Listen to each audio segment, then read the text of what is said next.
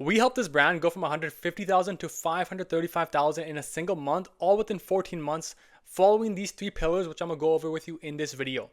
Now, most people think success on Amazon comes down to being lucky or just having the right product. But if you don't have these 3 things dialed down, nothing else will matter. So I'm gonna break it all down in this video and how you can apply it to your brand to hit 7 figures and above. Now, the first one and the most obvious one, but people somehow get this wrong sometimes, is never go out of stock. Going out of stock on Amazon is literally the most detrimental thing you can do to your business because they punish you brutally when you run out of stock. If you have an Amazon Prime badge, it's gone. If you have high organic rankings on your keywords, gone. Any Amazon badges disappear. Sales velocity resets. Just 2 to 3 weeks of being out of stock can absolutely wipe off months of ranking progress. Now, why is this? It's because Amazon is a sales velocity ranking system. If we have no inventory in stock for actual keywords we're trying to rank for and people can't buy our product, Amazon is not going to show us to these customers. And that means they're showing it to other competitors of ours.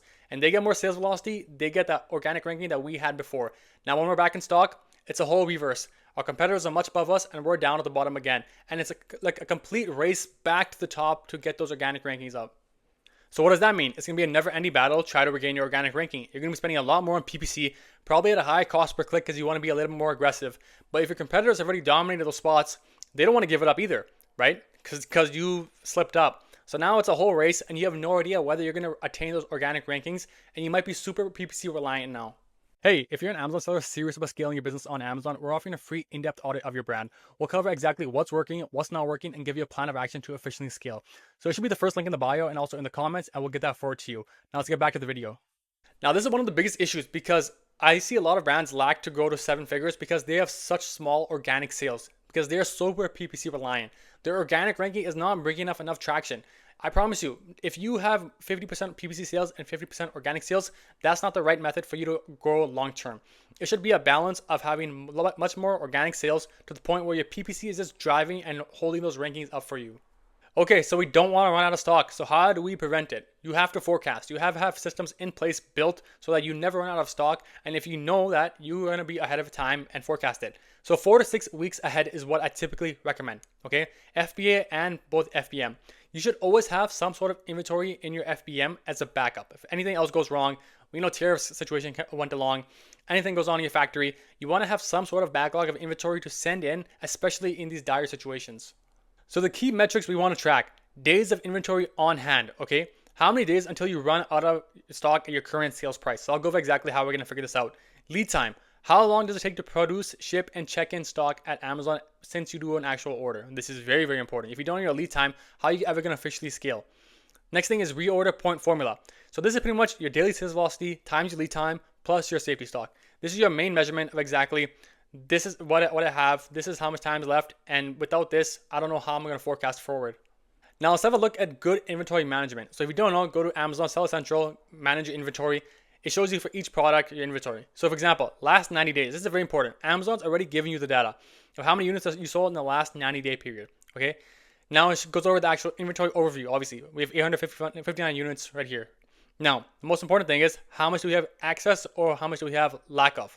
If it shows we have a lack of, that means we know we're behind on our actual forecasting for our inventory. So this is very, very important. If you have a look here, they give you a whole chart of your unit demand forecast. Last 7 days, how many shipped units, last 30 days, last 60 days, last 90 days. And it gives you a chart compared to the same date range last year or any other metric that you want to apply. Now, the last thing they do is give you a recommended action. So they tell you exactly how much inventory you should have, what you have right now, or whether you're behind.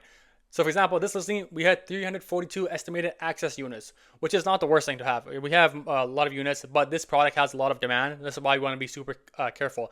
But if you don't have this much, and you know your lead time is lagging behind, this is something you want to get dialed in right away. Now let's have a look at bad inventory management. So if you have a look here at the sell-through rate, it's showing we are minus. So pretty much we are down from the last 90-day period, which we do not want to be. Same sort of thing, sales and forecast. And then if you come down here, the FBA health is healthy, but the AWD is out of stock because we're just not using it. But now this is the most important thing, recommended action. They're recommending to ship 764 units in 6 days to FBA. So this means we are lagging behind. And if you don't know your actual lead time, maybe it's 30 days, you will be losing out a lot of sales because Amazon is tracking this based off of daily sales velocity. So this is the most accurate data. Always track this in Amazon Seller Central. So let's go over an actual example of inventory management and how to properly do it. Let's say your daily sales are 20 units a day and your lead time is 30 days when you order an actual new batch. Safety stock, recommend having at least 200 units or at least 10 to 15% of your actual bulk order. At least 10 to 15% should be set aside, whether that's in your own warehouse or in Amazon stock itself. Now, the reorder point is very important. Since we have 20 daily sales units a day and the lead time is 30 days plus 200, that's 800 units. Okay, this is how you calculate it. So what you want to do with this is when your inventory hits close to 800 units, that's about the time when you want to order the next product order. Okay, because this is very important. We're trying to forecast as close as possible. I recommend doing even a little bit more because due to whatever delays or we see a spike in sales velocity to be on par with it. But this is one metric that you can use to pretty much forecast your inventory. So your daily sales, the lead time, how much safety stock you have built in place. It gives you how many units are recommended, and then when your actual inventory hits that or close to it, you know to order a whole new batch pretty much. So the biggest thing is inventory is like your oxygen. No matter how good your PPC or listing are, if you're out of stock, your business will suffocate for the long term. Now, the next thing, if you want to hit 7 figures, is PPC is your ranking engine for organic growth. You need to pay on Amazon in order to grow. This is the most simplest thing. I see so many brands that stall on their PPC because they don't want to spend more because it gets more expensive, but they don't realize if they don't, you're going to lose more and more organic ranking and your ranking is going to drop and your sales are going to drop. Then you're going to come back and now you're going to try spending your PPC. That's why you should always try to scale your PPC budget. Okay. For example, this fashion brand that was stuck at $200K a month. They were all fixated on lowering ACoS and this stalled their growth. So when we started working with them, we restructured their entire PPC campaign, pushed hard on the top 10 keywords, and within a year pretty much, we generated pretty much 80% ACoS at a 0.21 cost per click and pretty much spent $24,000 to get $132,000 in sales. Now, this is not the most important thing. The most important thing is we drove PPC to get their organic ranking up super, super high. So if you have a look here, we spent $24,000 to get $536,000 total sales at a TACoS of 4%. Now, $536,000 at a super profitable rate. This is the most important thing. And how is this possible? Through PPC. Okay, proper strategies built in place to get those organic rankings up. PPC drives organic rankings that stayed even after ad clicks slowed down. So PPC's job isn't just sales, it's to fuel organic rankings. We don't want to spend $1 in PPC and get one sale out. We're trying to get 1 PPC sale and get 3 organic sales. That's generally a metric. 2 PPC sales, 6 organic sales. If we are just using PPC to get sales, that's not the plan. It has to be strategic. These campaigns have to be built in order to grow our keyword ranking and overall category ASIN targeting and our bestseller rank. That is the entire goal of PPC. So always run PPC. Never stop PPC ever. You will just be crushing your business on Amazon. And in terms of budgeting, this is what I recommend. If you do below 7 figures a year on Amazon, nobody cares about your brand. We're not here for brand awareness. We are here to just increase our organic ranking on the keywords. So I recommend 90% of your budget to go to sponsored products. So these are keyword targeting, product targeting, category targeting, anything to increase our ranking on the top keywords. So we show up on the top half of page 1. Okay. 7% can be to sponsored brands. Maybe you have some really good videos. You have a lot of products in the same sort of niche that you want to cross sell. And 3% can be sponsored displays, especially if you have a lot of retargeting and subscribe and save purchases. But this is the general layout. Obviously, if you're a brand that does much, much more, you're not going to be super reliant on sponsored product. Maybe it's like 80% sponsored product and then 15 sponsored brand and some sponsored display. But this is the general layout I recommend for anyone below 7 figures a year.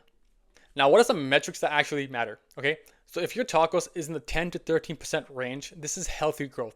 This means we are still spending a good amount on PPC and it's driving good organic sales. Now, if you're below 10%, let's say you're at 5, 6%, that means you're heavily underspending. You're not spending enough on keyword ranking and PPC campaigns to drive your organic sales. It is fine if your TACoS is at 13% and you have double the sales versus it's at 6% and you have half the sales. Yes, you're profitable, but your top line revenue is not growing. So you're always going to be dropping year over year over year. This is a big mistake. Now, if your TACoS is plus 20%, your ads might not be fueling organic growth, or the campaigns are pretty much overspending and they're not efficient. So this might be an issue on that end.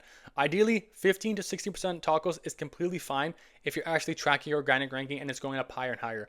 But if your TACoS is really high and your PPC spend is really high, we know there's an issue where your PPC is not driving organic rankings.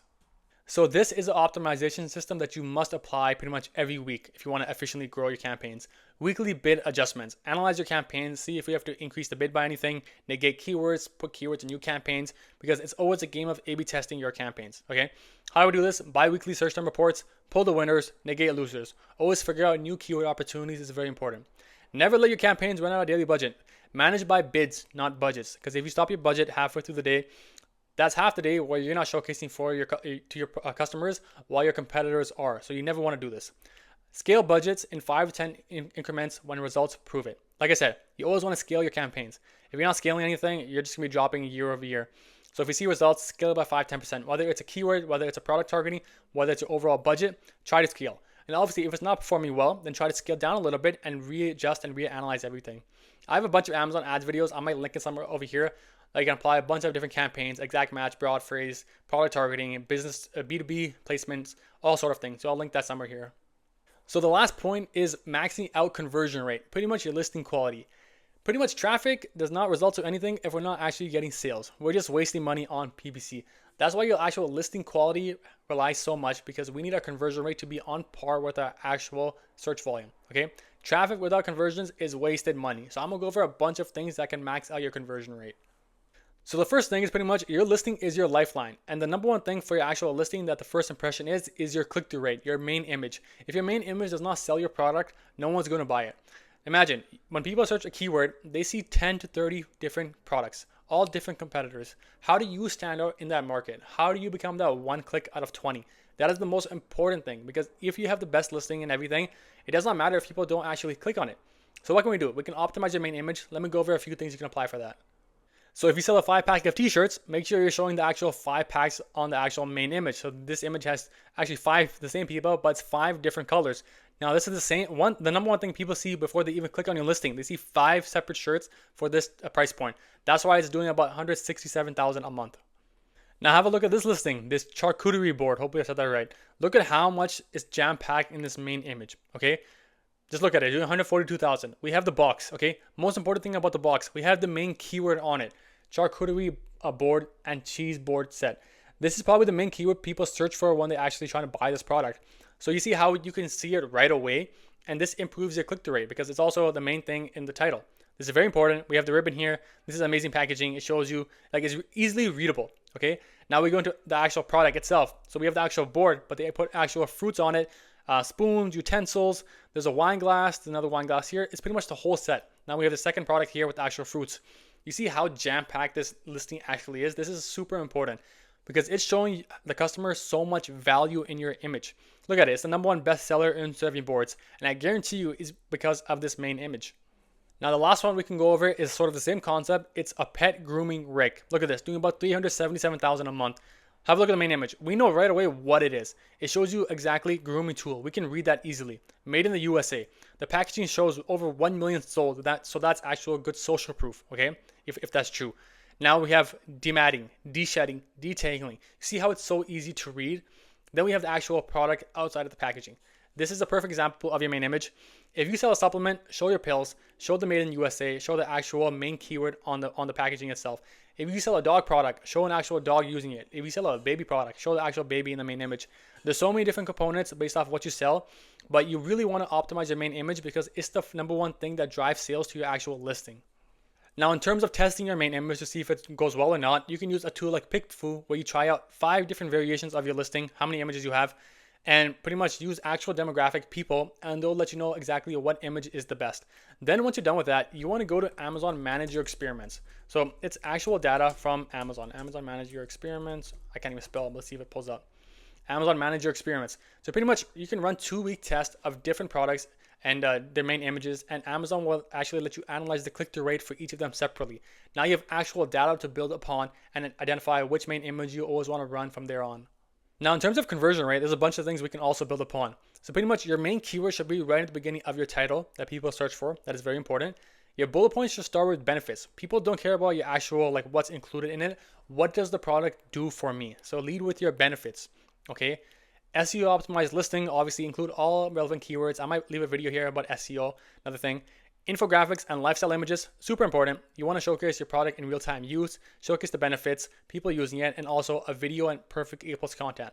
We want to maximize all conversion rate elements to make sure that when someone clicks on our listing, they do not leave to anybody else. What we also want to focus on is pricing strategy. Pricing is not static. You want to do a lot of different pricing strategies to boost your organic rankings and overall get more sales through the long term. I'm not saying you have to be a race to the bottom, but you can use a lot of coupons, strike through prices for urgency, and test premium positionings. what you can do at the end of every month, maybe 2 to 3 days, drop your price down by 10 to 15% and start running a little bit more aggressive advertising. During that time, hopefully we see at least a 50% increase in sales velocity. Now, why is this important? Yes, you might not be getting more top line margin, but hopefully that period helps you boost your organic ranking much higher than it would have been if you didn't do it. Now, after that 3-4 days, you just bring your pricing a little bit back up, but now you have higher organic ranking, so you're going to get more organic sales. So this is just one example of pricing strategies. I have another video about it over here. Now, obviously, another thing that's very, very important to Amazon is reviews, because reviews equal trust. When was the last time you bought a product with 0 reviews? Probably never. So we always want reviews. A quick rule of thumb, probably after every 100 orders, you should have at least 1 review, but you should try your absolute best to get most reviews, whether this to have insert cards in your actual product packaging or doing some sort of external traffic or external bundling options. But reviews is long-term. We always want to build this like for any business. It's pretty much your case studies or anything else like that. So always build your reviews, because that's builds your conversion rate. Now, the last thing we want to do, obviously, is expansion. If you have a listing that does really, really well, we want to maximize it to the next level. So whether this is add new variations, so whether it's colors, sizes, bundles, or you can cross out other products to A+ content, comparison charts, so on and so forth. You can do a lot of sponsor display retargeting ads too, for example, if you have the same demographic buying different sort of similar products in your niche that they might not know that you sell. So this is very important. You always want to expand upon what's working.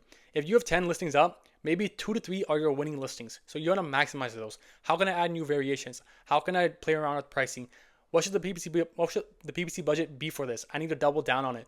Because if those listings do twice the revenue, 3 times the revenue, they're pretty much going to bring more brand awareness to you as a whole and pretty much bring more sales to other products that are not getting as much love. So this is very, very important. So those are the 3 most important things to drive up your sales on Amazon and hit 7-figure months. Maximize your inventory, make sure you never run out of stock, always run PPC, and always scale your campaigns based off of actual data. And the third thing is max out conversion rate and click-through rate. That's by changing your main image, A/B testing everything, pricing, reviews, strategy, infographics, so on and so forth. If you want to work with me and my team to help you scale on Amazon, hit the link in bio to go to my website where you can go over our case studies and actually how our entire 3-phase revenue growth system works. And there'll be a calendar at the bottom to book a quick call where we can discuss exactly how we can help you grow. So link in bio, leave a like, subscribe, and peace out.